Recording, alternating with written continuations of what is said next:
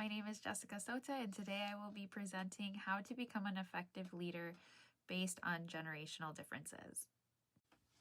So on my agenda today is the difference between leadership and management.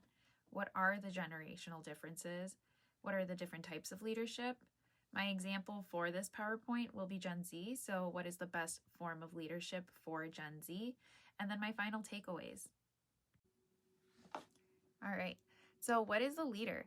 A leader sees the big picture and helps people connect the dots and fill in the blanks. Effective leaders inspire, motivate, and influence others and their team to work towards a common goal. They are invested in the people, the culture, and the system. What is a manager? A manager is responsible for planning, organizing, executing tasks, and problem solving. Effective managers utilize resources, coordinate efforts, and work through others to achieve, maintain, and accomplish specific objectives. So now we're going to go ahead and talk about generational differences. It's important to understand generational differences as this allows the leader to communicate effectively with their team, at the same time motivating that diverse group that they're working with. So each generation brings a unique set of values, expectation, and preferred communication styles that are shaped by their life experiences. So we'll go ahead and start with baby boomers. Baby boomers were born post-World War II. So they value loyalty and job security. Generation X was raised during technological advances and some economical shifts, so they have learned to become very self-reliant, flexible, and value work-life balance. Millennials, which are Gen Y, they grew up during mobile technology advancements and social media. Therefore, they embrace change, they seek purpose-driven work, and prioritize personal growth and flexibility with their jobs. And Gen Z, they were shaped by economical uncertainty and grew up as digital natives, are what they call themselves. So Gen Z values innovation, inclusivity, and meaningful work. We're going to go ahead and shift our focus to the different types of leadership.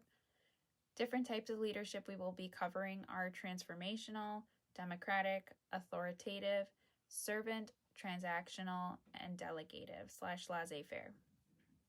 Transformational leadership focuses on inspiring and motivating others by creating a vision and encouraging innovation and personal growth. Democratic leadership emphasizes on collaboration and shared decision-making by asking team members for their input. Authoritative leadership can be described as the old school type of leadership, where it is setting a clear vision and direction and providing strong guidance. Servant leadership prioritizes the needs and development of the team over the leader's own interests. Transactional relies on clear roles and expectations and using reward and consequences to drive performances. And then delegative/laissez-faire leadership gives high autonomy to team members, trusting them to make their own decisions. Now that we learned about the generational differences and the different leadership styles, I thought it would be nice to include a slide which brought the two together. So gave us an example as to how we chose a generation and then selected a leadership style that best connected with the generation.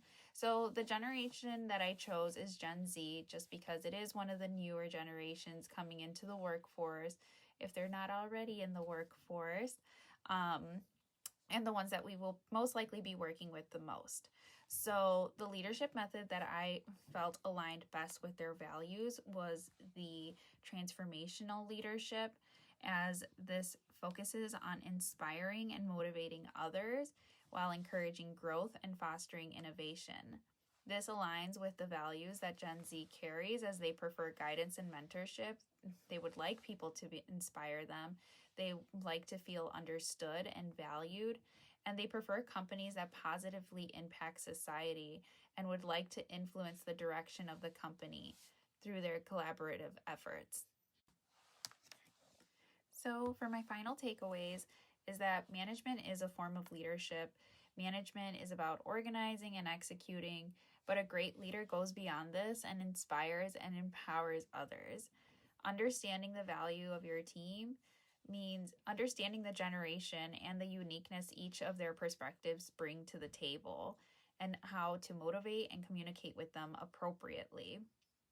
Finally, when you choose your leadership approach, you want to make sure that it aligns with your team's values. Appropriate approaches to leadership leads to better relationships, better performance, and a greater impact.